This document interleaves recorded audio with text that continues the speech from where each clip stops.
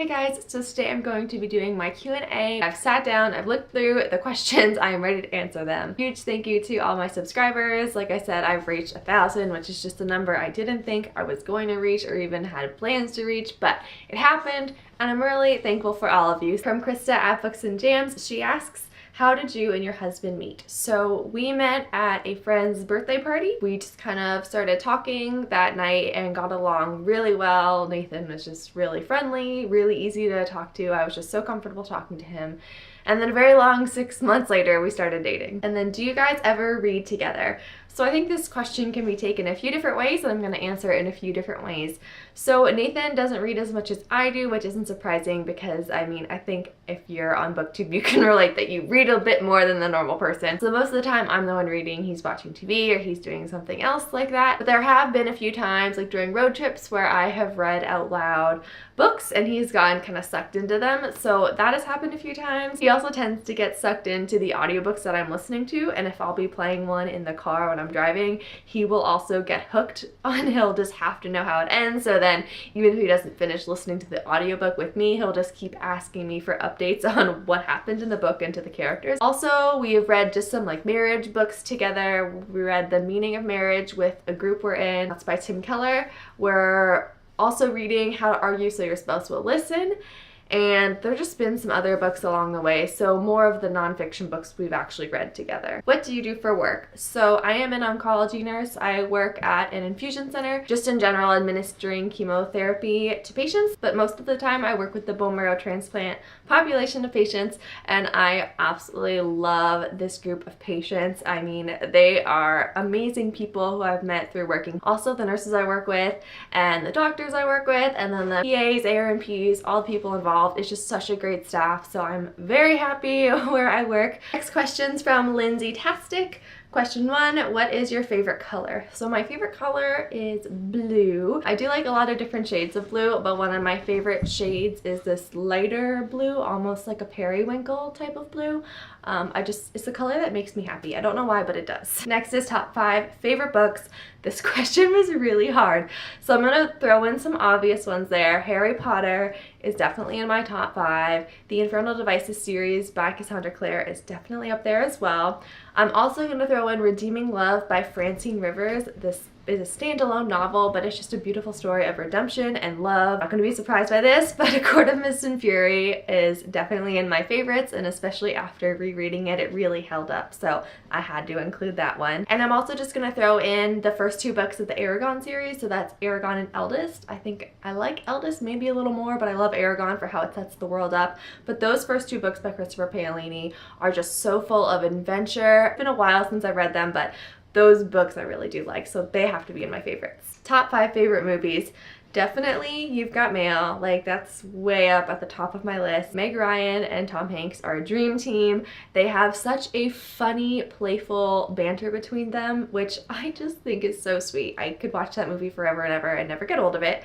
And also Lord of the Rings is like a definite on my top 5 favorite movies of all time. That movie series I will truly never get sick of. Beauty and the Beast, the animated Disney classic version, I adore and I've always loved. And I like the new version, but I mean, there's something about the original Beauty and the Beast, so that's in my favorites. I want to throw in a little comedy, so Tommy Boy has always been one that I've really enjoyed. And finally, I will say The Phantom of the Opera. I mean, The Phantom of the Opera is like my favorite musical of all time.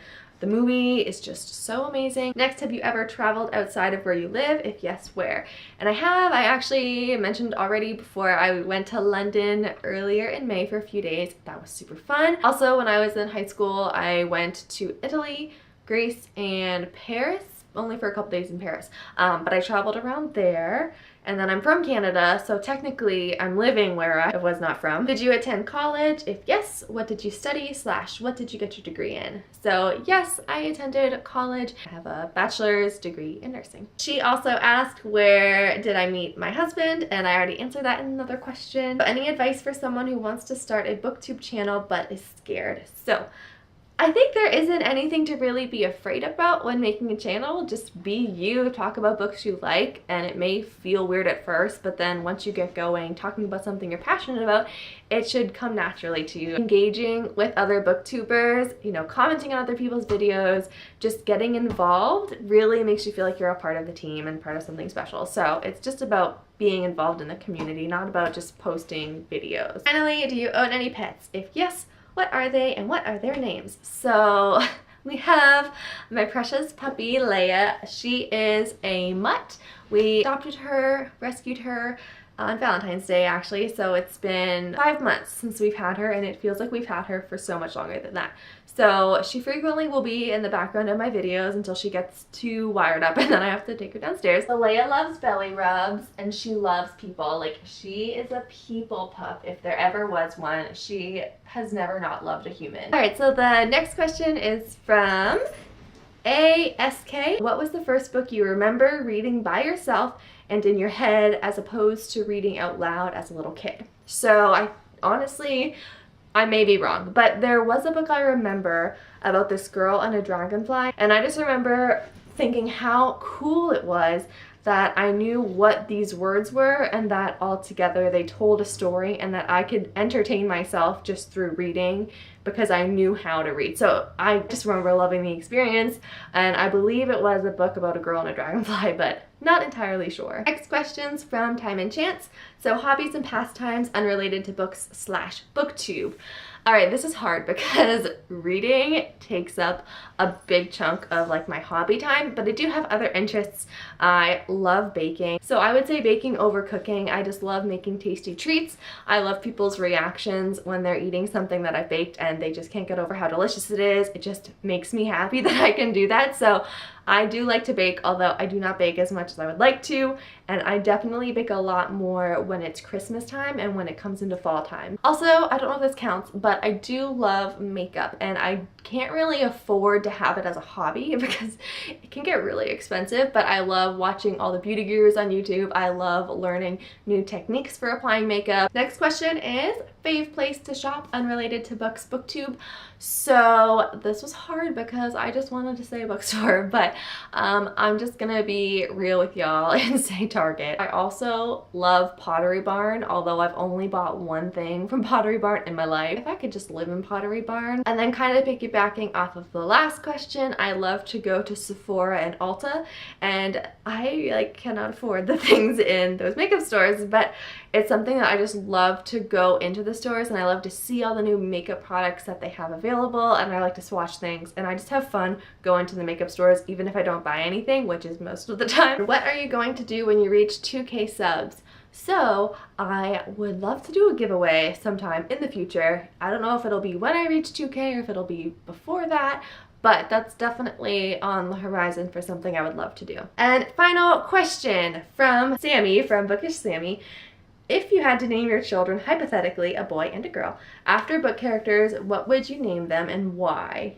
Alright, Sammy, this has been the question that has stumped me the most, and you were the first one to leave a question too. So I have honestly been thinking of this question for weeks since I posted this video. Back in high school, I read Just Listen by Sarah Dessen, and I really loved the main character, and her name was Annabelle. And ever since then, I have loved the name Annabelle, and I've also loved the poem Annabelle Lee by Edgar Allan Poe. So Annabelle just kind of always was a girl name that I loved. And for a boy name, I really like the name Darcy. I mean, Mr. Darcy in Pride and Prejudice is just such a selfless character. How he shows his love for Elizabeth without even actually showing her. He just gives of himself, expecting nothing in return. And all the good he does for her in the end, he's just such a redeeming character. And I really, really like Mr. Darcy. Darcy, I think, would be a cute name for a boy. And then there is definitely a name that I have kind of tucked away in my heart for a girl. But you know, like sometimes when you have a name and you think, what if this actually will happen? So I do have a name for a girl from a bookish thing that I just don't want to share because one day I may actually name my child this. And those are all of the questions. So thank you for the questions, and they were so creative and really fun to think through. Thank you so much for watching. Thank you for subscribing, and happy reading.